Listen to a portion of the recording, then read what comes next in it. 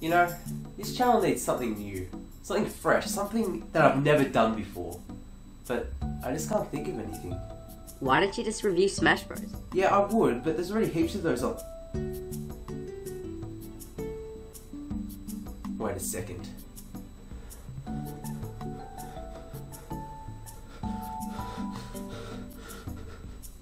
You. Howdy. So let me get this straight, Cooper. When were you able to talk? Well, remember last year when you used to wet the bed because you thought you heard voices? Hey, you shouldn't go around saying that. It's not my fault. Yeah, well, that was me. So you're the reason why I can never go on a sleepover. Nah, sorry. To go to a sleepover, you actually have to be invited. You're really treading down the wrong path, Cooper. I will drown you. You can't drown a fish, idiot. My God. Alright, I'll forget everything you've said and everything you've done, just as long as you give me an idea for a video. Ugh, fine. Well, you've been playing a lot of 3DS lately, haven't you? Yeah, I guess I have. Well, why not do one on your top 10 3DS games? Hey, that ain't actually a bad idea. I'm gonna do that right now. Well, here are my top 10 Nintendo 3DS games of all time. You ready to go, Cooper? What, do I have to be in your videos now? Yeah, of course. You're like my new sidekick. Ugh, fine. Thanks, buddy. Alright, let's get right into it.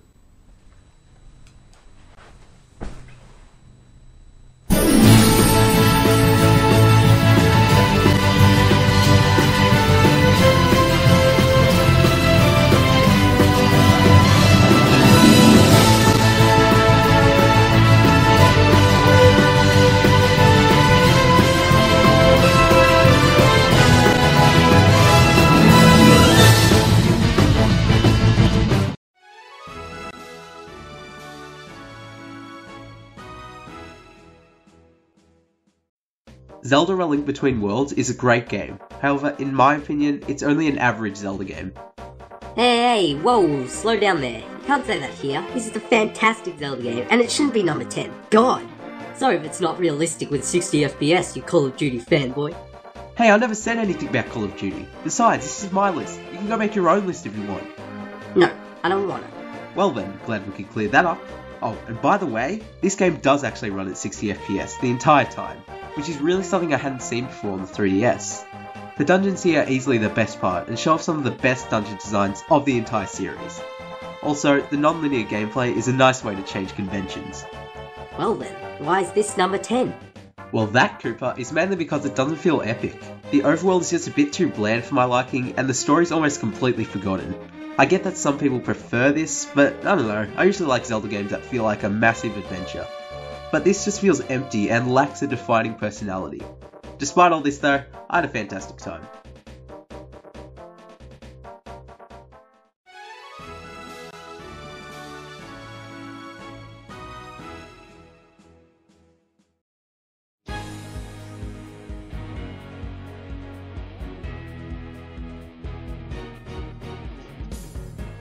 Dual Destinies marks the series' first jump into a 3D environment, and it works great. The models show off the personalities of the characters a lot more, and the backdrops look a lot better than past games. How's the story? Well, I'm glad you asked, because the story is exceptional. I gotta admit, I was worried about this after hearing Maya wasn't in the game, but I actually found Athena's backstory to be extremely engaging and touching at the same time. The whole psychological aspect of the gameplay really complemented this as well. Although I probably would have liked the investigations to be a bit more interactive, I still found this worth the wait. Meh, I never really liked Maya in the first place. You know what? No, I'm done. You're actually dead. You're gonna die. No, You're gonna die. No, not that, no!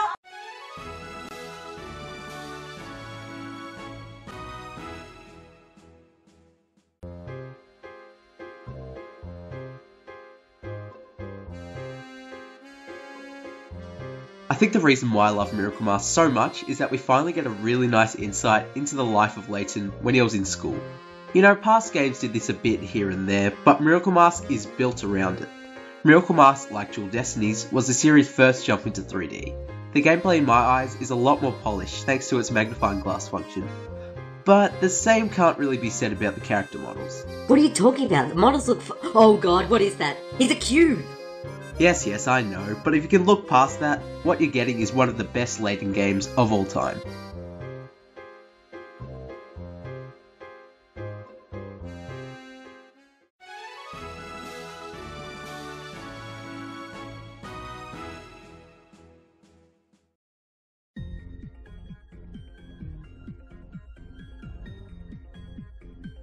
You may not know this about me, but I'm a pretty massive Kingdom Hearts fan. The series is based around such a strange concept, but it works so well.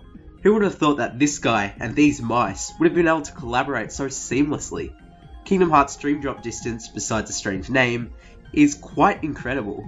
It's easily one of the best looking games on the system, and it's finally truly continuing from where Kingdom Hearts 2 finished.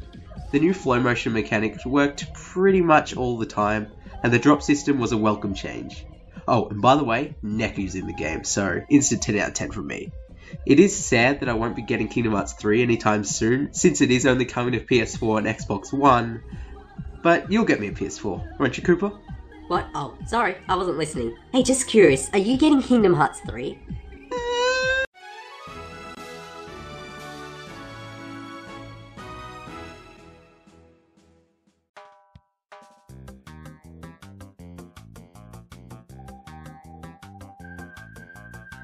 This is quite literally 3D Mario. Nintendo was able to make a game that made the 3D feature an actual game mechanic, something that is yet to be seen by any other 3DS game that I know. Without the 3D turned on, the game is a lot harder to play, and you'd miss a few secrets that you otherwise wouldn't have known were there. The level design is as good as ever, and the colours really pop thanks to its diverse set of environments. This is easily the best platformer you can get on the system, and you've probably already got it.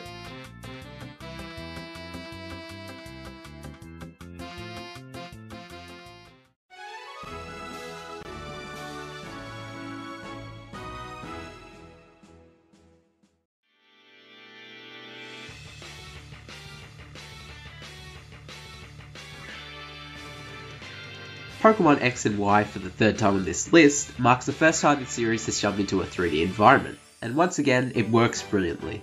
Pokemon really did take its time when it came to changing the graphic style, but that just makes this game even more special. Thanks to the spiffy new look, the battles feel a lot less tedious as all of the effects are really great to watch. Also, the new Mega Evolution feature is really awesome as it gives you a new way to play, as well as showing off a new alternate form. It didn't really affect too much, but let's be honest, they look really cool. So all in all, this is just like a true evolution to the Pokemon franchise. So I guess you could say it really excelled. Wow, really, Cooper? That was really bad. Why would you even say that? Boom-ch! Nice.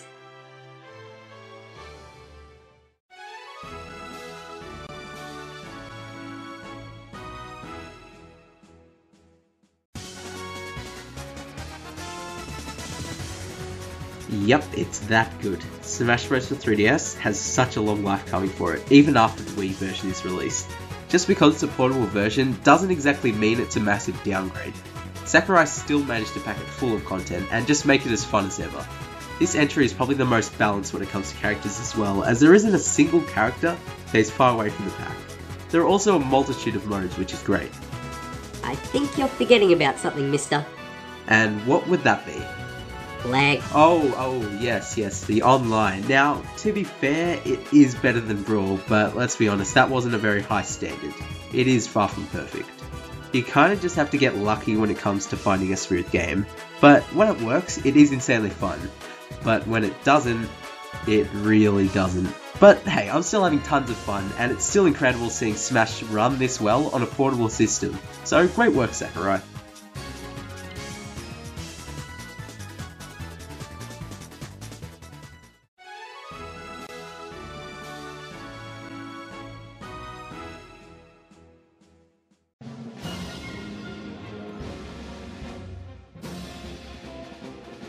Quite possibly the most underrated game on the system, Kid Icarus Uprising is a unique masterpiece of a shooter. What? A shooter? I knew you were a Call of Duty fanboy. You liar! Go back to your mum's basement. Wow, again, Cooper? Really? Kid Icarus is nothing like a typical shooter. It's more along the lines of Sin and Punishment when it comes to the air sections. You know, you'll be shooting away on rails with some beautiful scenery too. But the land sections, oh man, this is the best bit.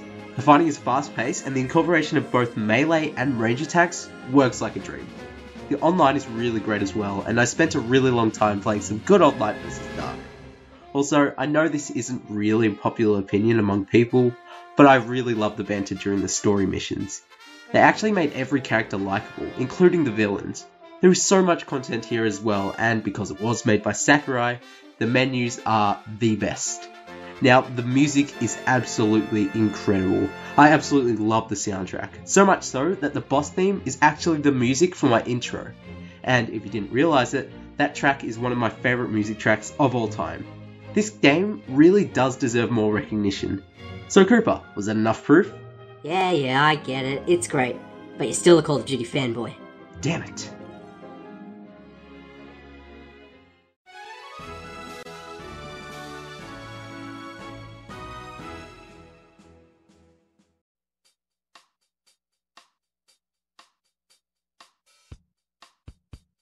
Animal Crossing New Leaf is addictive, like really addictive. So much so that this game could last you a lifetime if you wanted it to. It quite literally never ends. There's no real goal, it's just about making a town grow, collecting and interacting with the animals. That's practically it. Wait, did you say animals? Does that mean there are fish townsfolk? Well, no, but there are fish, they just don't talk. Which is what they all should be doing, and you haven't even told me how you can talk yet. Patience, little one. Hey, you're the little pipsqueak. Don't treat me like Edwin Elric. Fine. Back to the game. Animal Crossing is so simple, but it has just enough things to do that you never feel overwhelmed, but you always feel like you have something to do. The whole maze side of the game makes the game feel so much better as well, so if you're looking for something that'll keep you busy, look no further.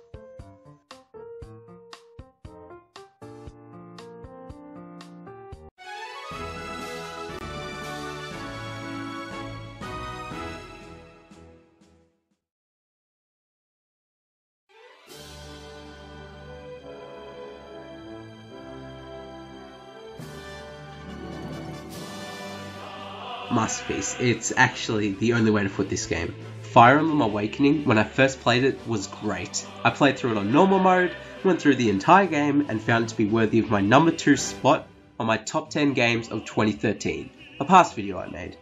But then I thought I'd try it on hard mode 6 months later, and I'm gonna be honest with you guys, I got my ass handed to me. It was at that point that I knew I needed to get better. I researched how everything worked, the deep support system, the pair-up fighting mechanic, skills, classes, practically everything. After a while, I decided to come back to it, and I tried to create the best party I could possibly make. This second playthrough showed me Awakening's true nature. You can choose if you want to go deep into its mechanics, or you can just play casually like I initially did. It's that accessible. It's presented so beautifully as well, with stunning cutscenes and fantastic animation. A great story that, although it is more basic when compared to the past entries, still managed to keep me wanting to find out more. I was constantly at the edge of my seat, wanting to find out what was going on with this Marth character, the Avatar's amnesia, and why their feet don't exist. So after my second playthrough, I decided to go ahead into lunatic mode.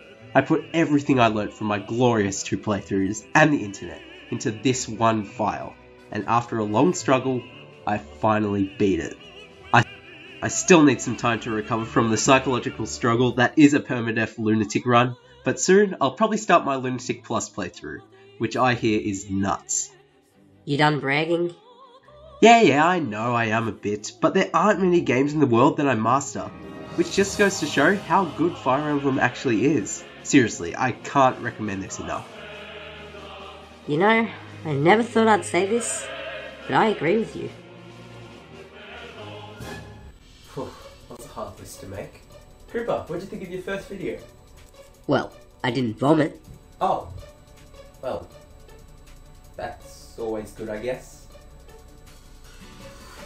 Anyway, don't forget to like, favorite, comment, subscribe as usual, and I guess I'll see you on the next video, guys. Bye for now. See you later, Cooper. Hey wait, if you finish your video, mind if you change my water? It's getting a bit green in here. Hello? Ugh, he's gone. Damn typical humans with stupid little calling me a pipsqueak fish.